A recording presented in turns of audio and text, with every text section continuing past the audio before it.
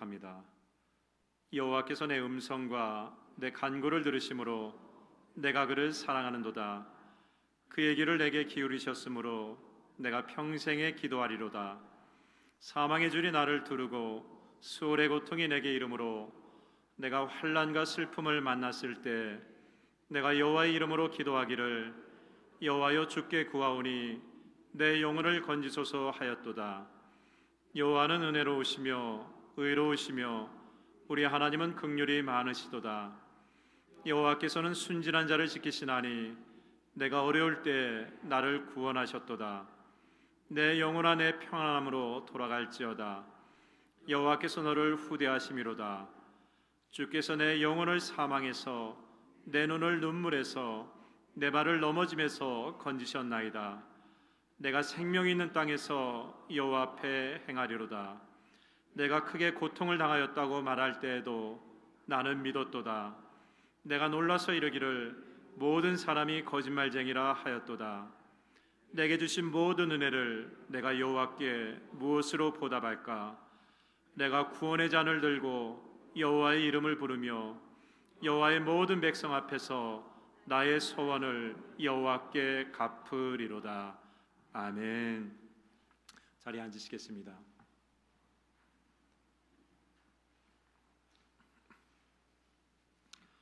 우리가 읽은 시편 16편 116편 말씀은 다윗이 고난 가운데 경험한 하나님을 노래한 찬양입니다. 그러지 몰라도 다윗은요, 평탄한 삶보다는 거친 광야의 삶에서 하나님을 더 많이 경험했던 것 같아요. 참 특이하죠.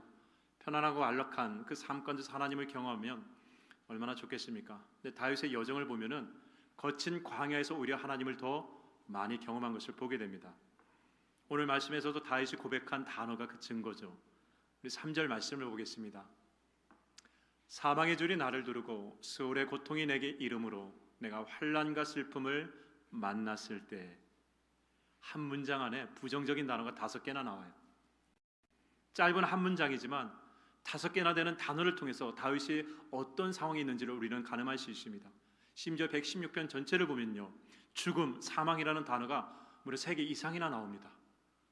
참 안타까운 고백을 하고 있습니다. 근데 우리가 시편 116편을 읽다 보면요, 역설적으로 오히려 영혼이 맑아지는 느낌이 듭니다. 이상해요. 그가 사용하는 단어는 부정적이고 참 생각하기 싫은 그런 단어들이 줄줄이 나오고 있는데, 그러나 이 단어 속에 숨겨있는 다윗의 어떤 이 고백을 듣다 보면은 오히려 우리의 영혼이 맑아집니다. 오히려 은혜가 무엇인지를 더욱 느끼게 해주는 그 고백이라는 걸 알 수 있습니다. 왜 그렇죠? 부정적인 단어가 난무하는 가운데서도 왜 우리는 여기에서 감동을 받게 됩니까? 그건 이 고백을 하고 있는 다윗의 영혼이, 그 믿음이 너무나 순수하고 아름답기 때문에 그렇습니다. 여러분, 그래서 구약학자 버나드 앤더슨이라는 사람은 이 시편을 주의를 합니다. 주의를 하면서 책을 하나 써요. Out of Depths, 그러니까 인간의 쉬면 깊은 곳으로부터라는 제목으로 이 시편을 주의합니다.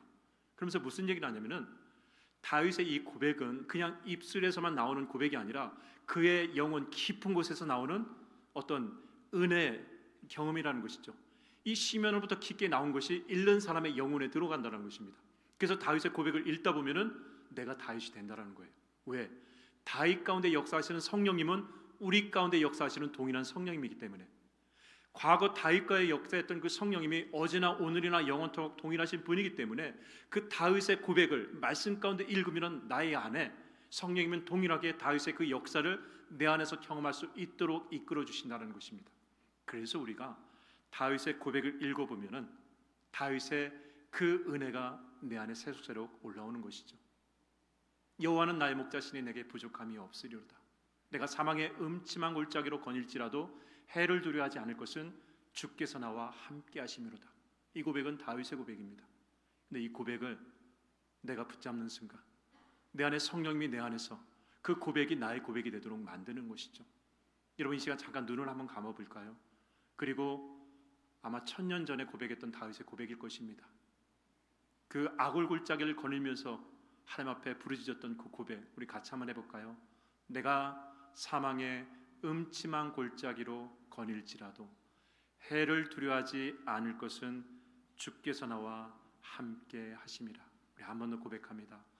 내가 사망의 음침한 골짜기로 거닐지라도 해를 두려워하지 않을 것은 주께서 나와 함께 하심이라. 여러분의 고백이 다윗의 고백이고 다윗의 고백이 여러분의 고백이 되는 것입니다. 어디 다윗의 고백뿐이겠습니까? 아브라함이 경험했던 여호와 일에 준비하시는 하나님도 동일하게 내가 경험할 수 있는 것이죠. 모세가 경험했던 그 아말렉과의 전투 속에서 고백했던 승리 하나님 여호와 니시의 하나님이 더 이상 모세 하나님에서만 국한되지 않고 지금 내가 붙잡는 순간 그 하나님은 나에게 승리 하나님으로 다가올 수 있는 것이죠. 평강의 하나님, 기드온이 고백했던 그 하나님의 평강을 내가 붙잡는 순간 그 고백은 더 이상 기드온의 고백에서 멈추는 것이 아니라 시대를 뛰어넘어 장소를 뛰어넘어 평강의 하나님은 지금 내 삶 가운데서 나에게 역사하신다는 것이죠. 그래서 다윗의 고백은 다윗의 고백에서 끝나지 않고 지금 우리의 영혼 속에서 살아 역사하시는 하나님의 능력의 말씀으로 다가오는 것입니다. 자, 그럼 성령님은 다윗의 영혼에 새겨진 은혜 가운데서 어떤 은혜가 오늘 우리의 영혼 가운데서 동일하게 새겨지길 원하시겠습니까? 우리로 하여금 다윗의 고백을 읽게 하셨습니다. 다윗의 고백을 읽게 했다는 뜻은 뭡니까? 우리 안에 다윗의 영혼에 새겨진 그 은혜가 우리에게도 동일하게 새겨지기를 원하시는 것이죠. 우리 시편 116편 1절로 2절을 보겠습니다. 여호와께서 내 음성과 내 간구를 들으심으로 내가 그를 사랑하는도다. 그의 길을 내게 기울이셨으므로 내가 평생에 기도하리로다. 여러분이 하나님을 사랑한다면 여러분이 하나님을 사랑하는 이유는 무엇입니까? 여러분이 하나님의 사랑을 그 사랑의 하나님을 내 마음에 되뇌었을 때 여러분이 하나님을 사랑하는 그 이유는 무엇입니까? 다윗은 말합니다. 여호와께서 내 음성과 간구를 들으심으로 내가 그를 사랑하는도다. 그의 귀를 내게 기울이셨으므로 내가 평생 기도하리로다. 이게 다윗이 하나님을 사랑하는 이유입니다. 여러분 특별히 1절에서 제가 음성 옆에 이상한 단어를 하나 썼죠. 이게 성경이 처음 쓰여졌던 히브리 말입니다. 콜이라는 단어예요. 이 음성, 콜이라는 말, 이 콜이라는 말이 사실 특별한 의미를 가지고 있습니다. 어떤 의미냐? 이 콜은 그냥 음성이 아니라 도살장에 끌려가는 소가 죽음 앞에서 마지막 절규하는 울음소리가 콜입니다. 그래서 성경에 보면 이 콜이라는 단어가 한 번 더 쓰여진 말씀이 있는데 창세기 4장 10절에 한 번 더 쓰여집니다. 창세기 4장 10절은 어떤 배경이냐? 가인이 아벨을 죽였을 때 아벨의 그 죽음의 책임을 하나님이 가인에게 물으실 때 이렇게 말합니다. 이르시되 내가 무엇을 하였느냐? 내 아우의 핏소리가 땅에서부터 내게 호소하느니라 라고 했을 때 저 핏소리가 바로 콜입니다. 그러니까 다윗은요 그 하나님 앞에 기도할 때 뭐 고상하게 하나님 하면서 이렇게 고상한 그 부르짖음이 아니었습니다. 절규였어요. 도와달라고 하는 핏소리였습니다. 도살장이 끌려가는 소처럼 부르짖을 수밖에 없는 그런 처절한 소리였습니다. 도와달라고 제발. 그러나 아무도 그 소리에 귀를 기울이지 않았어요. 아마 정황상 사울이 다윗을 죽이려고 왔던 그때였던 것 같습니다. 그래서 정말 위기 가운데 도와달라고 정말 절규하며 부르짖었지만 아무도 그 귀에 그 소리에 귀를 기울이지 않아요. 왜? 귀를 기울이면 나도 사울에게 연자제 반역에 의해서 끌려갈 수 있기 때문에 귀를 막아버립니다. 아니 듣고도 모른 척합니다. 그때 그렇게 절규했을 때 오직 한 분 하나님만 들었거든요. 내가 그렇게 절규했을 때 오직 한 분 하나님이 내 절규를 들어주셨거든요. 그 절규를 들으시고 나를 구원해 주셨거든요. 그러니까 하나님을 사랑할 수밖에 없는 거예요. 모두가 귀를 막고 있었을 때 그때 귀를 열어 나의 신음과 고통과 절규를 아시는 그 하나님, 그분을 내가 사랑할 수밖에 없다라고 얘기합니다. 그러니까 그 하나님 앞에 내가 평생 기도할 거라고 결단을 합니다. 이게 다윗이 시편 116편을 열어가는 그 첫 서두에 나오는 고백입니다. 우리 시편 116편 3절 4절을 또 이어서 보겠습니다. 사망의 줄이 나를 두르고 스올의 고통이 내게 이름으로 내가 환난과 슬픔을 만났을 때 내가 여호와의 이름으로 기도하기를 여호와여 주께 구하오니 내 영혼을 건지소서 하였도다. 여러분 다윗이 하나님 앞에 위기마다 도움을 요청할 때마다 하나님 앞에 부르짖었습니다. 기도했습니다. 그런데 위기 때마다 도움을 요청할 때마다 다윗의 기도에 공통적으로 드러나는 원칙이 하나 있습니다. 참 특이한 원칙이에요.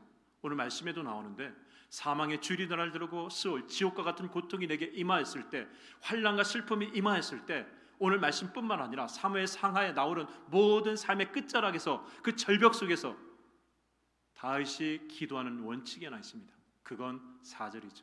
내가 여호와의 이름으로 기도하기를 이라고 하면서 항상 다윗은 여호와 하나님의 이름을 불어가면서 기도를 했습니다. 이게 다윗의 기도 원칙이에요.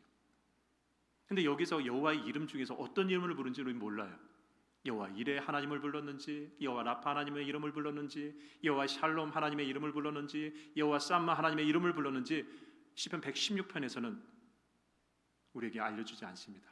그런데 다윗의 모든 삶의 여정을 기록한 사무엘상, 사무엘하, 그리고 시편 말씀 곳곳에 흐르는 다윗의 부르짖음 기도 가운데 담겨있는 여호와의 이름은 오직 한 가지였습니다. 만군의 여호와 하나님, 여호와 츠바, 만군의 여호와 하나님. 그 이름이 계속해서 다윗 아래군 불려지게 만들었습니다. 예, 만군의 여호와 하나님, 하늘의 천군 천사를 군대 삼고 땅의 모든 피조물들을 군대 삼아 내 뒤를 따르게 하셔서 그 모든 환난을 뛰어넘게 만들어주시는 만군의 여호와 하나님, 그 이름을 불렀다는 것이죠. 한번 제가 이야기했던 것 같습니다. 제가 미국에 올 때 한 7년 전인가요?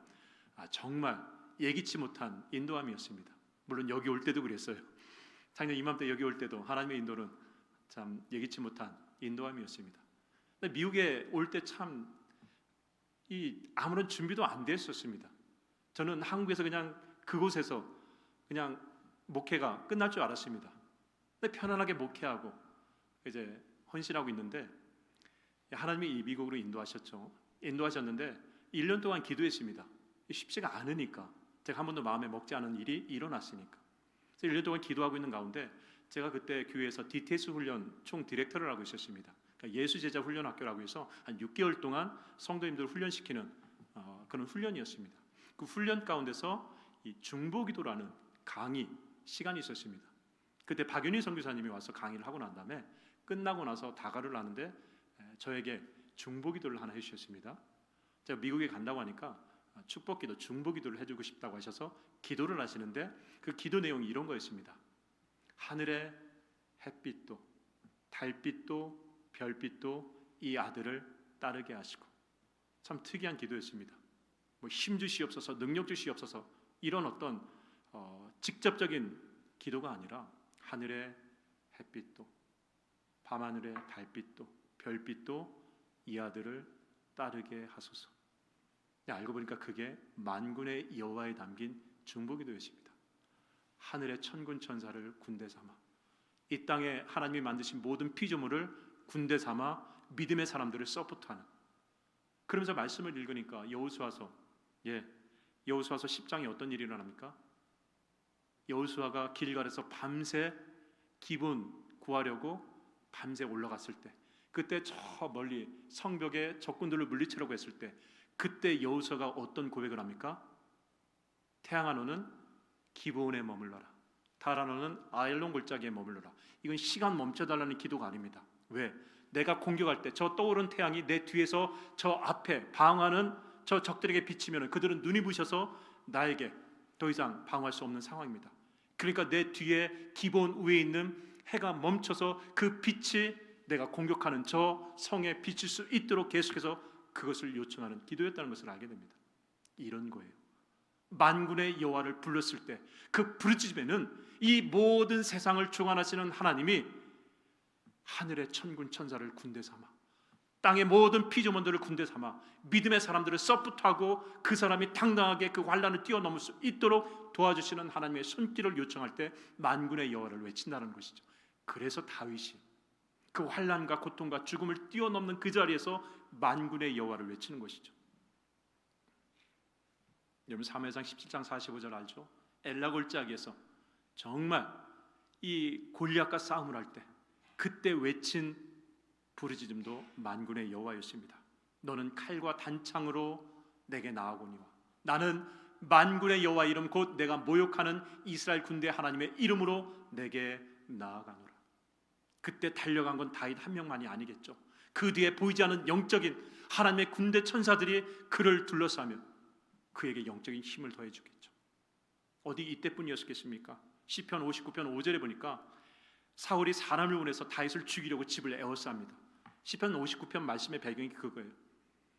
다윗이 집에 있는 것을 알고 사울이 죽이려고 사람을 보냅니다. 집을 둘러쌌어요. 이제 죽을 수밖에 없는 상황입니다. 그때 다윗이 외친 하나님도 만군의 여호와의 이름이었습니다. 주님은 만군의 하나님 여호와 이스라엘의 하나님이시오니 일어나 모든 나라들을 멸하소서, 악을 행하는 모든 자들에게 은혜를 베풀지 마소서. 이 고백 이후에 아시죠? 거기에서 생명을 보존하고 피할 수 있었습니다. 시편 69편 압살롬에 의해서 왕위를 빼앗기고 잠시 피신할 때 그때도 생명의 위협을 느꼈습니다. 그때도 동일하게 다윗은 만군의 여호와 하나님을 부르면서 하나님 앞에 도움을 요청하죠. 자, 그러니까 다윗은요, 이 위험뿐만 아니라 나중에 왕이 돼서 모든 문제, 모든 삶의 평안을 찾았을 때 그때 백성들이 예배 드릴 때도 만군의 여호와의 이름으로 백성들을 축복을 합니다. 사무엘하 6장 18절에 이제는 위기가 끝났어요. 이제는 환난이 끝났습니다. 이제는 하나님의 약속 가운데서 왕이 되어서 편안하게 예루살렘 성에 거하였을 때 하나님 앞에 예배 드릴 때 백성들을 향해서 다윗이 번제와 화목제 드리기를 마치고 만군의 여호와의 이름으로 백성에게 축복했다 그랬습니다. 왜? 예배 때 우리 백성들이 좀 경험했으면 좋겠다는 것입니다. 내가 경험했던 만군의 여호와의 하나님의 손길을 예배 가운데 붙잡고 삶 가운데서 구체적으로 경험하기를 원한다라는 다윗의 이 바람이 예배 가운데서 선포되고 예배 가운데서 드러나고 있다는 것이죠. 저는 여러분의 삶 가운데서 여러분의 삶에 특별히 만군의 여호와를 외치며 하나님의 도우심 가운데서 다윗의 경험했던 그 하나님의 구체적인 손길을 여러분이 다 경험할 수 있기를 주의 이름으로 간절히 축원합니다. 만군의 여호와 하나님, 그 하나님을 경험해야 돼요. 왜? 그 하나님을 경험해야 우리의 신앙이 다음 단계로 넘어갈 수 있기 때문에 그렇습니다. 다음 단계로 넘어가기 위해서 그 하나님을 경험해야 되죠. 우리 시편 116편 12절을 보겠습니다. 내게 주신 모든 은혜를 내가 여호와께 무엇으로 보답할까? 이 고백은요, 은혜의 본질을 깨달은 사람만이 할 수 있는 고백입니다. 쉽게 말해 거룩한 부담감을 가진 사람이에요. 하나님의 은혜가 얼마나 귀하고 소중한지를 알기 때문에 그 영혼의 부담감을 항상 가지고 있습니다. 값없이 은혜를 받았지만, 그래서 내가 갚을 수 없지만, 그러나 이 영혼은 알고 있어요. 그 하나님의 은혜가 아니라면 여기까지 오지 못했다는 것을, 그 은혜가 아니었다라고 한다면 내가 넘어져 쓰러질 수밖에 없었다는 것. 그러나 은혜 때문에 여기까지 와서 그 영혼의 거룩한 부담감을 하나님 앞에 올려드리는 것이죠. 신앙의 성숙은 여기까지입니다. 문제 해결받고 끝나는 것이 아니라 그 하나님의 손길로 인해서 지치지 않고 넘어지지 않고 여기까지 와서 찬양할 수 있는 그 모든 것이 하나님의 은혜였다는 것을 알았을 때 우리 마음속에 그 은혜를 내가 어떻게 보답할까? 라는 거룩한 부담감이 올라오는 것이죠. 여러분, 하나님이 우리에게 은혜를 베푸시는 이유가 있습니다. 그 은혜가 하늘에 신령한 것인지 땅에 기름진 것인지 모르겠습니다. 그러나 여러분 삶 가운데서 신령한 하늘의 복과 땅에 기름진 복을 주시는 하나님의 목적이 있습니다. 그 목적은 뭐냐? 바로 한 가지입니다. 내 자녀답게 살라고 주시는 거예요. 내 아들답게 세상에 당당하게 살라고 그 은혜를 주시는 것입니다. 내 딸답게 거룩하게 살라고 은혜를 주시는 거예요. 왜? 은혜는 하늘의 능력이거든요. 카리스, 위로부터 내려오는 능력입니다. 이 세상에 하늘의 능력을 던지지 않고는 믿음의 사람이 제대로 살아갈 수 없어요. 그래서 천국에 들어갈 때까지 지치지 말라고, 넘어지지 말라고, 근심하지 말라고, 두려워하지 말라고, 죄에 무너져 후회하지 말라고 은혜 주시는 것입니다. 그 은혜가 있어야 넘어지지 않거든요. 천국에 갈 길이 이렇게 멀긴데 은혜의 힘, 은혜의 능력 없이 한 걸음도 걸어가지 못하는 것이 이 신앙의 여정이거든요. 그러니까 은혜를 주시는 거예요. 그 은혜 가운데서 당당하게 살라고, 넘어지지 말라고, 움츠려들지 말라고, 근심하지 말라고, 걱정하지 말라고, 죄에 무너져가지고 후회하지 마는 인생을 살아가라고. 그래서 데살로니가전서 5장 23절로 24절, 평강의 하나님이 친히 너희를 온전히 거룩하게 하시고 또 너희의 온 영과 혼과 몸이 우리 주 예수 그리스도께서 강림하실 때 천국에 들어갈 때까지 흠없게 보존되기를 원하노라. 너희를 부르시는 이는 미쁘시니 그가 또한 이루시리라. 어떻게? 은혜로써. 다윗은 알고 있었습니다. 하나님의 은혜가 없었다고 한다면 내 혼과 영과 몸은 이미 망가질 수밖에 없었다는 것을 다윗은 알고 있었습니다. 얼마나 10년 동안 쫓기는 삶 가운데서 그의 영혼이, 그의 심령이 망가질 수밖에 없었겠습니까? 그런데 하나님의 은혜 가운데서 다윗의 영혼, 다윗의 몸, 다윗의 혼, 그 모든 것들이 오히려 더 정금같이 아름답게 순수하게 믿음 가운데 딱 서게 되었습니다. 다윗은 아는 거예요. 내가 천국에 들어갈 때까지, 아니 우리도 알고 있죠. 내가 천국에 들어갈 때까지 나의 혼과 영과 몸이 온전히 흠없이 거룩하게 주님 나라에 들어갈 때까지 내가 어떻게 할 수 있겠습니까? 은혜밖에 없다는 것이죠. 위기 때마다 베풀어 주신 하나님의 은혜가 있었기에 죄의 공격에 무너지지 않고 그 마음에 쓴뿌리가 드러나지 않고 오히려 하나님의 사람답게 하나님의 형상을 잃어버리지 않고 믿음으로 굳건하게 설 수 있었던 모든 것이 은혜였다는 것을 다윗은 알았기 때문에, 그래서 거룩한 부담감을 하나님 앞에 쏟아내는 것입니다. 내게 주신 모든 은혜를 내가 어떻게 보답할까? 그러면서 동시에 다윗은 그 거룩한 부담감을 마음에 품고 끝내는 것이 아니라 하나님 앞에 결단을 합니다. 그 은혜의 결단을 하죠. 우리 시편 116편 13절로 14절을 보겠습니다. 내가 구원의 잔을 들고 여호와의 이름을 부르며 여호와의 모든 백성 앞에서 나는 나의 서원을 여호와께 갚으리로다. 구원의 잔을 들고 여호와의 이름을 부른다라고 있습니다. 우리는 구원의 잔이 좀 익숙치가 않아요. 그런데 유월절을 지키는 유대인들은 이 구원의 잔이 무엇인지를 아주 정확하게 선명하게 마음에 되뇌입니다. 유월절을 지키라는 하나님의 말씀 안에서 유대인들은 유월절 만찬을 지킵니다. 그 만찬에 있어서 식탁에 4개 포도주 잔을 이렇게 놓습니다. 첫 번째 잔은 성별의 잔입니다. 이 성별은 무슨 잔이냐? 이스라엘 백성들이 출애굽 여정 가운데서 하나님이 말씀하십니다. 이 백성들은 내가 택한 백성이다라고 하면서 출애굽에 대한 하나님의 마음을 드러냅니다. 그래서 이스라엘 백성들은 택한 백성이기 때문에, 구별된 백성이기 때문에 내가 내 백성을 애굽에서 해방시키겠다고 하나님 말씀하십니다. 그래서 이걸 기념하면서 첫 번째 잔을 들기 전에 무엇을 합니까? 성별된 결단의 식탁에 준비를 합니다. 물에 손과 발을 씻어요. 첫 잔을 들기 전에. 그래서 여러분 복음서에 보면은 예수님이 6월절 마지막 만찬 때 제자들에게 무엇을 하십니까? 발을 씻겨 주시는 거예요. 발을 씻겨 주시는 것은 원래 성별의 의미입니다. 물론 거기서는 섬김의 의미도 있지만 6월절 만찬에 발을 씻겨 주시는 것은 첫 번째 잔을 들기 전에 이 거룩한 식탁의 자리에 성별, 거룩을 위한 준비를 하는 것입니다. 그게 첫 번째 잔이에요. 그 두 번째 잔은 이제 식탁에 앉습니다. 식탁에 앉은 다음에 자녀들 앞에서 아버지가 두 번째 잔을 딱 듭니다. 두 번째 잔을 드는 이유는 무엇이냐? 이제 출애굽의 그 구체적인 역사를 기억하게 만드는 거예요. 그래서 두 번째 잔을 들면서 말합니다. 우리가 이 밤에 왜 쓴나물을 먹는지 너희는 아느냐? 자녀한테 질문하는 거예요. 이 밤에 우리가 왜 이 쓴나물을 먹는지 너는 아느냐? 우리가 이 밤에 왜 이 맛자 누룩 없는 빵을 먹는지 너희는 아느냐? 왜? 출애굽 여정 가운데서 급하게 하나님의 말씀대로 이동하기 때문에 쓴나물을 먹고 누룩이 없는 빵을 먹었거든요. 그걸 기념하도록 두 번째 잔을 들면서 질문을 던집니다. 그래서 두 번째 잔은 기억의 잔입니다. 왜 우리가 쓴나물을 이 밤에 먹어야 되는지, 우리가 이 밤에 왜 맛잔을 먹어야 되는지 기억하라. 그 은혜의 사건을 기억하라. 그래서 두 번째 잔을 듭니다. 자, 그리고 난 다음에 오늘 다윗이 들었던 세 번째 잔, 구원의 잔이죠. 구원의 잔을 딱 듭니다. 이 구원의 잔은 뭐냐면은 이스라엘 백성들이 마지막 출애굽할 때 가장 결정적인 사건은 10번째 장자를 치는 사건입니다. 근데 장자를 칠 때 하나님 뭐라고 하셨냐면은 애굽의 사람들만 친다고 하지 않았습니다. 애굽 사람 장자만 친다고 하지 않았습니다. 애굽에 사는 모든 자의 장자를 친다고 했습니다. 여기엔 이스라엘 백성들의 장자도 포함돼요. 그때 하나님이 피할 길을 알려주십니다.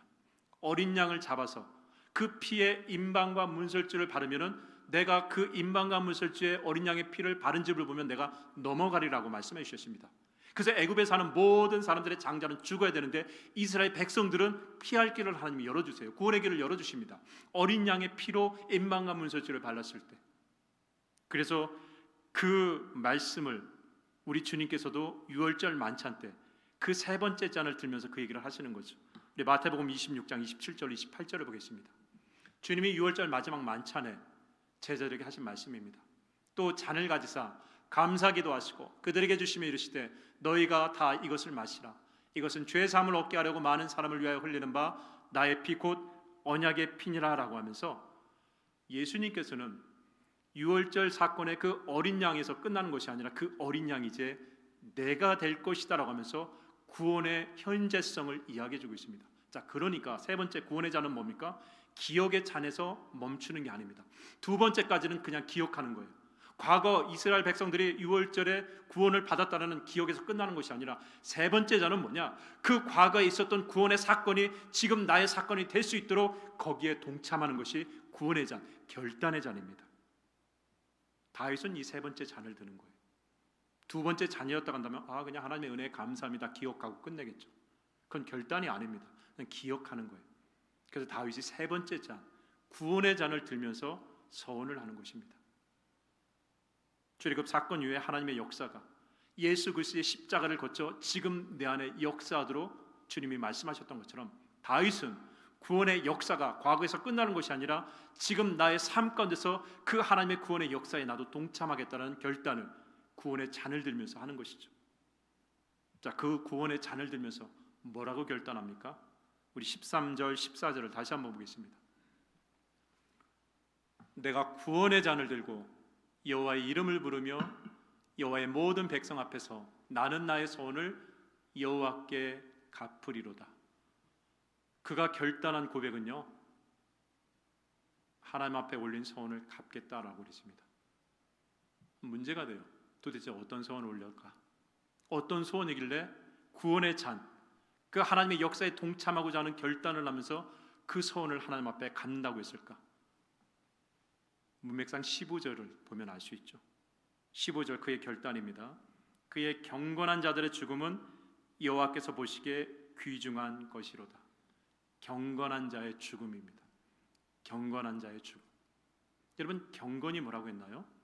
경건, 칼뱅이 한번 얘기했죠. 기독교 강의에서.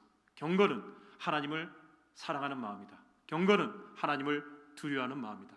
그래서 경건은 마땅히 두려워할 것을 두려워하고 마땅히 사랑할 것을 사랑할 줄 아는 자가 경건한 자라고 했습니다. 다윗이 경건한 자의 죽음은 여호와 보시기에 귀중한 것이라고 말하면서 그는 결단하는 거예요. 내 삶에 있어서 가장 귀한 것은 뭐라고 했습니까?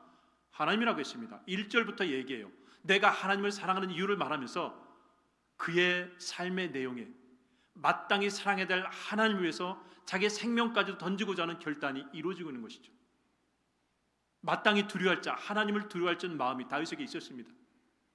그래서 어떤 상황에서도 사람 눈치 보지 않고 사람에 매이지 않고 하나님에 대한 말씀을 두려워할 줄 아는, 그래서 하나님 마음에 합한 사람의 삶을 살고자 했던 것이 다윗이었습니다.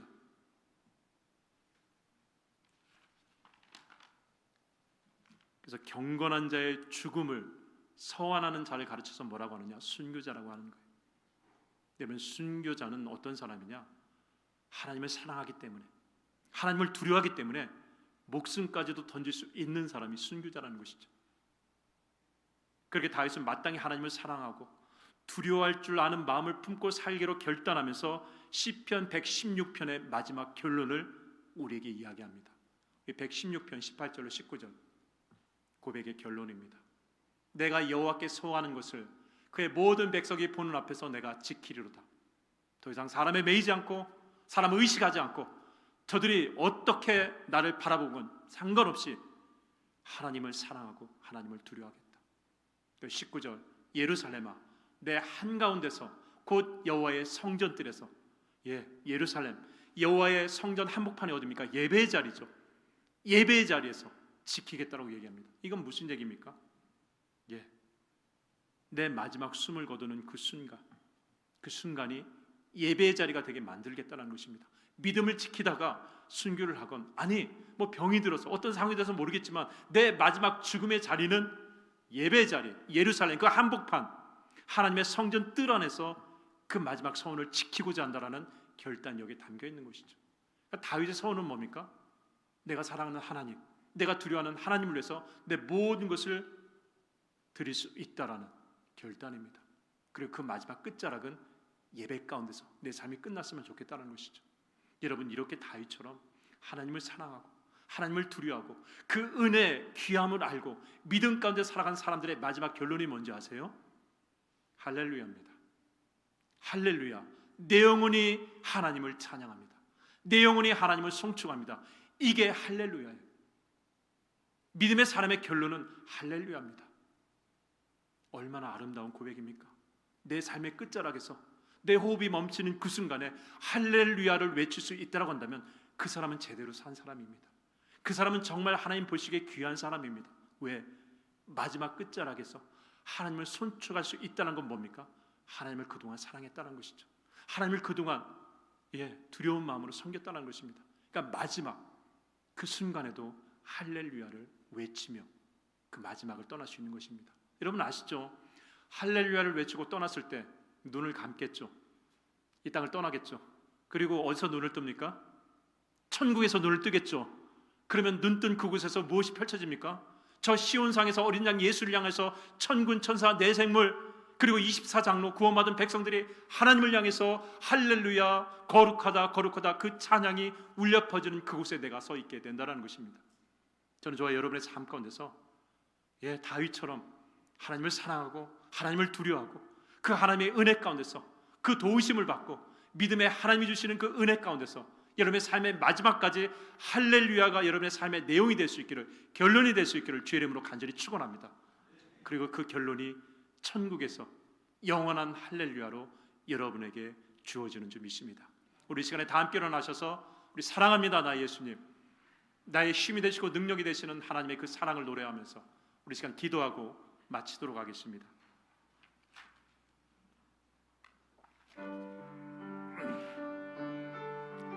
우리 시편 116편 10절의 고백처럼 내가 그를 사랑하는도다. 우리의 사랑의 고백 주님 앞에 올려드리기 원합니다. 사랑합니다 나의 예수님, 사랑합니다 아주 많이요. 사랑합니다 나의 예수님, 사랑합니다 그것뿐이에요. 사랑한다 하더라 내가 너를 잘 아노라. 사랑한다 하더라 내게 축복 더하노. 사랑합니다 사랑합니다 나의 예수님, 사랑합니다 아주 많이요. 사랑합니다 나의 예수님, 사랑합니다 그것뿐이에요. 사랑한다 내 딸아 내가 너를 잘 아노라. 사랑한다 내 딸아 내게 축복도 하노라. 우리가 사랑하는 것 이상으로 우리를 사랑하시는 하나님, 내가 사망의 음침한 골짜기로 거닐지라도 해를 두려워하지 않을 것은 주께서 나와 함께 하심이라고 고백했던 그 다윗의 고백이 우리의 고백이 되게 하시고 그 신앙의 열정이 우리의 열정이 될 수 있도록 인도하시는 하나님 앞에 항상 믿음으로 설 수 있도록 은혜를 사모하게 하시고 은혜 가운데 걸어가게 하시고 은혜의 빚진 자의 마음을 잃어버리지 않게 하셔서 믿음의 결단으로 하나님을 사랑하고 두려워할 줄 아는 그 마음을 우리 마음속 중심에 삼을 수 있도록 인도하여 주옵소서. 그렇게 살아간 자의 모든 삶의 결론은 할렐루야가 되는 줄 믿습니다. 할렐루야를 외치며 이 삶을 그리고 천상의 삶을 누리기 원하는 우리 임마누엘 한인연합 감독의 모든 성도들 머리 위에 성부, 성자, 성령님의 능력과 은혜와 사랑이 늘 충만하기를 간절히 축원하옵나이다. 아멘.